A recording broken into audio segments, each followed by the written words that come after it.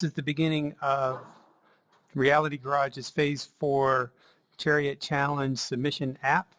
So the app, we just launched the app. You look around and you can't find anything, and then you hit the button, and then, there it is. There's a simulation panel. So the first thing you're going to need to do is pick, we still have our file simulation, but you're going to use the broker, and click the virtual keyboard. And so now this is where you enter the virtual, the broker address. So I'm going to enter that in. Go ahead and include the port number as well into the address, 192.168. Whoops, back. Where's the back? There's the back. 168.1.7 and then colon. And the port here, I'm using a non-standard port just to make sure all that works. Hit enter. So, but always include the port address in this. And then hit connect. And it connected. So it's ready to go. So now you'll need to go ahead and pick the simulation and the mode that we're going to do. So for this run, we're going to do the flood. Each run, you're going to have to restart the app and do all this over again. And in this case, we'll go ahead and pick the role. We'll pick Incident Commander for role. Then it's ready to go. So basically what you're going to want to do is you're going to want to hit play on this side first. And then this thing kind of goes, it moves out of the way. But you can look at this and it's running, but it's not received any messages yet. So now we're going to go ahead and queue our buddy over here who's going to start our message queue MQTT server thing. Okay, Adam, go ahead and hit the server, hit the play button. And there we go. So we're Chariot Challenge.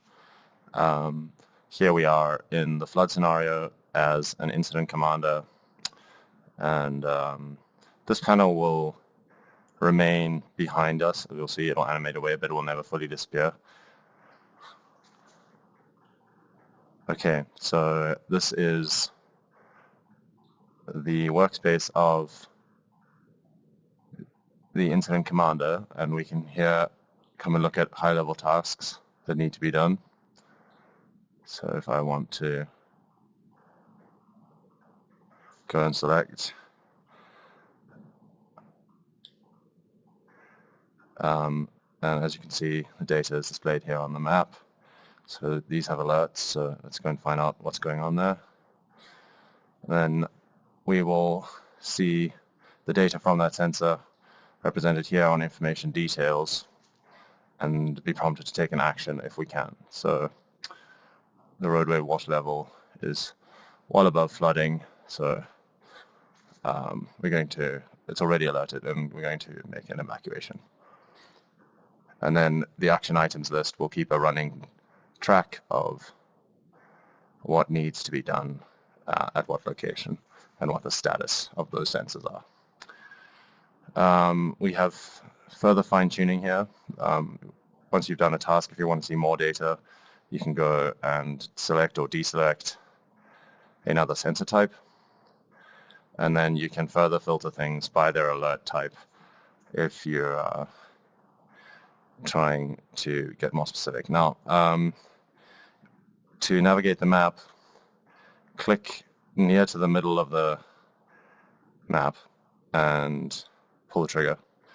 And then by dragging, you can manipulate the lat long of the map representation. To zoom in, use the trackpad, point at the map, and move your thumb either forwards for zooming in or backwards for zooming out.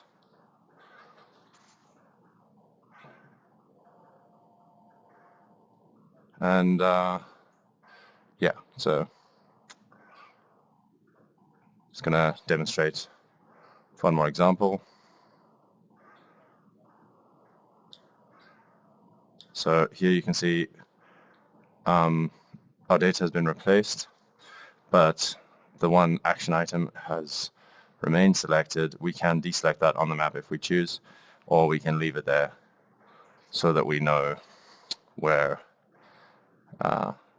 that action needs to be done.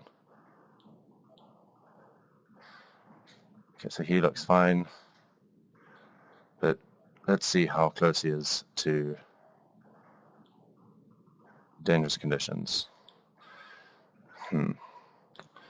So we're leaving discretion up to the incident commander to decide how at risk this area is. As we can see, the river water level is 4.8 meters above the flood level. So we may want to order him to evacuate. Okay, the basic functionality for all tasks is the same, but there would be some action tied to critical tasks that are populated on the map when we select for certain data. And I think that concludes our flood scenario